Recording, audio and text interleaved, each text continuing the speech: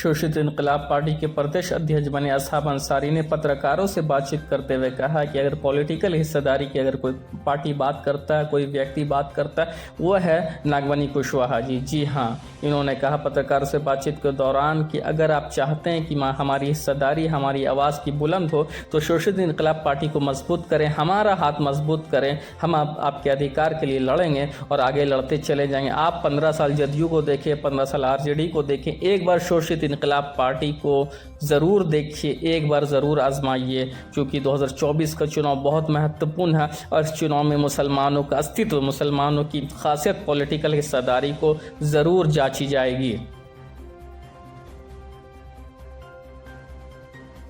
मुसलमान आज ये शोषित इनकलाब पार्टी के राष्ट्रीय अध्यक्ष श्री नागमनी जी का बहुत बड़ा बड़ापन है, जो उन्होंने वादा किया कि मैं अब शोषित इनकलाब पार्टी में सबसे पहला प्राथमिकता मुसलमान को दूंगा।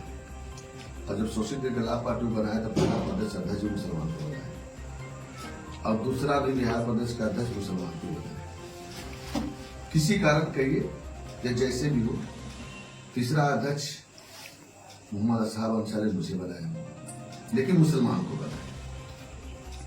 उसके हिसाब से शोषित इनकलाब पार्टी में उस जगह मुसलमानों को दे रहे हैं। अभी तक कोई वैसा पार्टी नहीं है, चाहे वो आरजेडी हो या जदयू हो या वगैरह वगैरह अनेक पार्टी, किसी ने कोशिश नहीं किया और न प्राथमिकता दिया कि मुसलमान में किसी को प्रदेश अध्यक्ष बनाया जाए। तो जब ये हमारी शोषित इनकलाब पार्टी सबसे बड़ा प्राथमिकता देगी मुसलमान को प्रदेश अध्यक्ष बनाया, तो मेरा भी एक फर्ज बनता है कि हम अधिकार तो किसी से भी लेंगे, अधिकार तो किसी पार्टी से भी लड़ने के लिए हम तैयार हैं। एक कौम के नाते में हर हाल में मुस्लिम अधिकार हर पार्टी से लड़ने के लिए मैं तैयार था। इसी देख करके नागमनी जी ने मुझे प्रदेश अध्यक्ष बनाया कि जब मुस्लिम अधिकार की तैयारी कर रहा है मांगने के लिए, तो क्यों नहीं इसको अपने पार्टी में ले लें।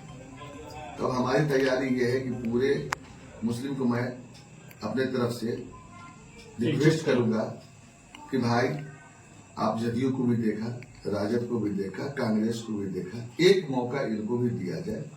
उसके लिए मैं आपकी तरफ से अपनी पूरी लड़ाई लड़ूंगा और अपना अधिकार लेकर रहूंगा, चाहे जिस हाल से लेना पड़े मुझे।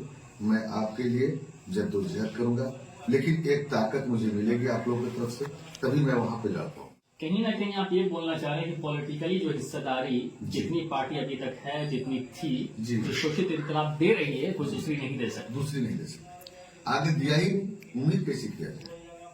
आरजेडी ने ठगा किसी मुस्लिम का अध्यक्ष नहीं बनाया, बिहार का प्रदेश अध्यक्ष। जदयू को भी देख ली, नहीं बनाया, और अदर पार्टी किसी को भी देखी तो भी नहीं बनाया। लेकिन ये शोषित इनकलाब पार्टी सबसे पहले मुसलमान को बनाया, सेकंड मुसलमान बनाया और थर्ड मुझे बनाया तो मुसलमान बनाया। ना देगा और जो नहीं दे रहा है जी, ना दिया है ना देगा, बजाबते कहने को तैयार है कि अरे मुसलमान जाएगा कहाँ, मुसलमान जाएगा कहाँ। चाहे आरजेडी में आएगा या जदयू में आएगा, महागठबंधन होगा तो महागठबंधन में आएगा, बीजेपी में तो मुसलमान जाएगा ही।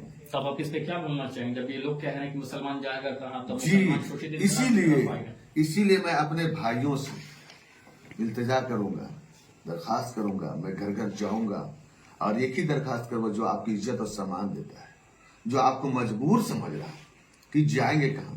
तो तीसरा विकल्प शहीद जगदेव जी के, शहीद जगदेव जी के पुत्र शोषित इनकलाब पार्टी जो बनाए श्री नागमनी जी, एक बार उनको मौका दिया जाए मेरे नेतृत्व में, ताकि मैं आपका हक लेने के लिए गर्दन पे चढ़ करके आपके सपोर्ट के हिसाब से मैं ले सकूं। लेकिन आपका बैकअप चाहिए, जहां भी जरूरत हो आप मुझे सपोर्ट करेंगे, हमारे भाई, हमारे लोग, हमारे कौम, तो ही मैं आगे लड़ सकूंगा। अगर मान लिया सपोज दैट इन केस शोषित इनकलाब पार्टी के राष्ट्रीय अध्यक्ष नागमनी जी महागठबंधन में गए, तो भी उस हालात में भी मैं इनसे वादा कराऊंगा कि हमारे मुसलमान आपके साथ इनके समीकरण के हिसाब से आपके साथ आए।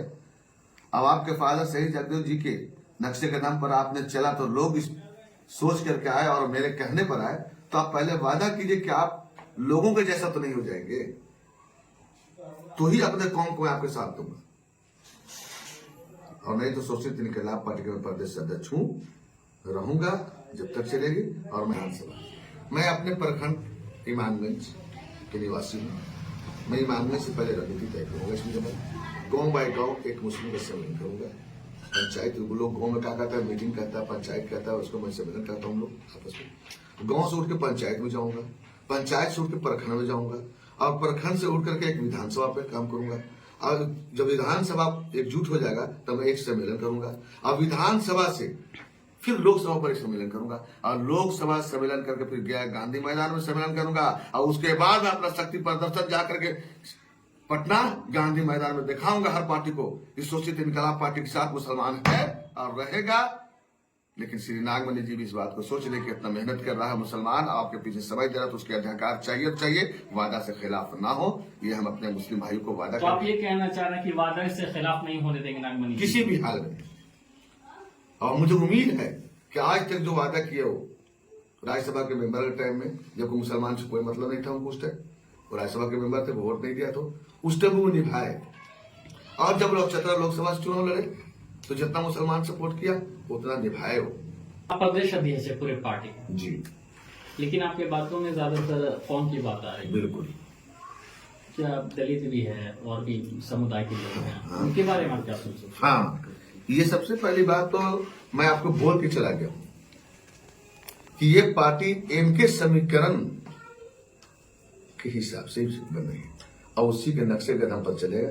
लेकिन शोषित इनकलाब पार्टी के राष्ट्रीय अध्यक्ष जब मुसलमान को प्राथमिकता दिए, इसलिए मैं अपने काम से ये बात कह रहा हूँ। और नहीं तो ये इनके समीकरण तो है ही है, और उसके से 90% तो शोषित है। वो तो शुरू से 90% पर काम कर रही है। एमके का फॉर्मूला क्या है आपके पार्टी? एमके का फॉर्मूला ये है कि मुस्लिम कोई जिस मुसलमानों का जो आप कह रहे हैं कि एक बार मतलब साथ दीजिए, उम्मीद कीजिए, कहीं ना कहीं हर पार्टी को एक बार साथ देकर और धोखा खा जा रहे हैं जी, तो कीजिए। हाँ, एक बार साथ थे तो देख के तो नहीं धोखा खाया। लोग आरजेडी को जनता दल पहले था जेडी, उस टाइम से मुसलमान साथ दे रहा है। आज तक क्या किया? आज कई साल हो गए, कई विधानसभा पार हो गए, इसको सोचिए।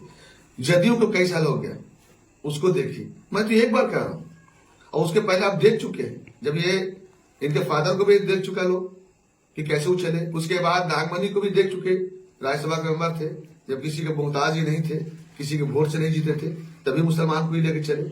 और जब लोकसभा जब जीते, उस टाइम भी मिसाल दे दिया, मैंने सबूत दे दिया कि मुसलमान को ही सब कुछ सर्वसर्वा मालिक बनाए। तो इससे ज्यादा क्या सबूत दे सकता है? इससे ज्यादा क्या सबूत दे सकता है? आप नागमणि जी को बैक देखिए, इसे क्या किए हैं कि जब लोकसभा में लड़े, जीते तो क्या किए मुसलमान के लिए, राज्यसभा में रहे तो अपने मुसलमान को यहां से दिल्ली तक। अभी दिल्ली में काले खां के लोग मौजूद है, जो तो देहात के लोग है, बिहार के लोग, कि एक बार खाली लोग कहता था कि नागमणि जी हमारे साथ गुज्जर की परेशानी बढ़ाया हुआ है।